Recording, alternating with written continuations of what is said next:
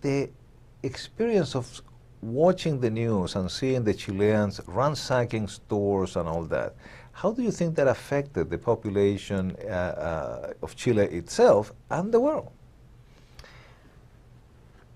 Chile experienced something that nobody expected to happen in Chile. Chile was thought of and still thought as a very developed nation in Latin America, an influential political ally, or on the contrary, enemy, who was feared.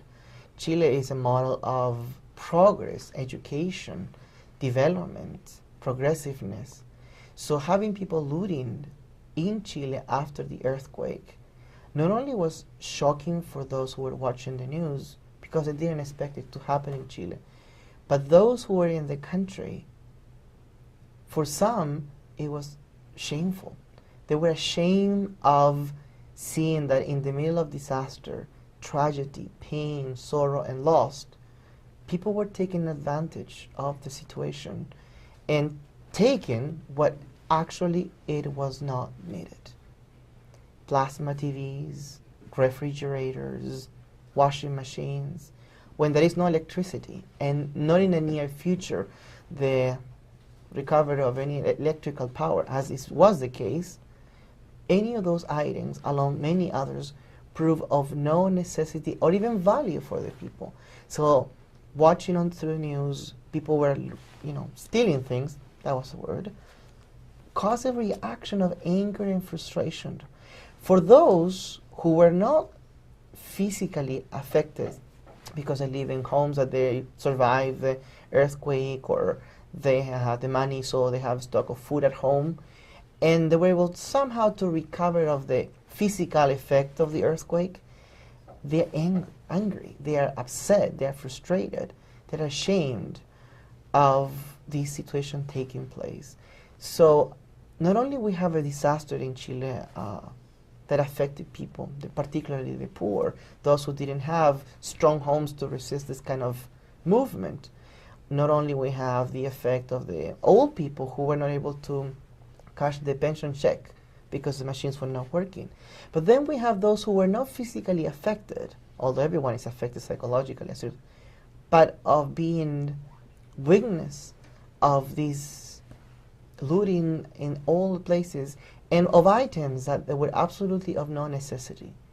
So the change and the self-recrimination for a lot of them is very deep. And we talk about change. Chile was exactly at a time of change of president, going from one to another. So the idea of change, it was not a political change now. People are not talking about change in the political terms, although from the international perspective, we may interpret that as political change, but we may misunderstand what Chileans mean by change. Change is a trauma that resulted of seeing people doing things that are completely morally and ethically wrong.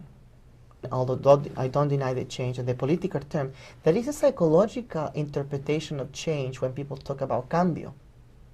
The cambio that people saw, that was a result of indifference, of not caring for the others, and as a result of that, the looting.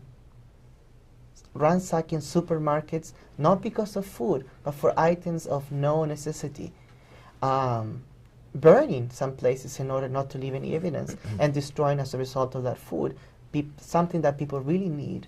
So the psychological effect of this earthquake not only has been as a result of the trauma of the physical seismic movement that affected a lot of people, but at the same time, the self-recrimination of a lot of people that are having as a result of being witness of the lootings. And we have mentioned all these different ways in which the earthquake affect the Chilean population, and how the aftermath also implies other effects.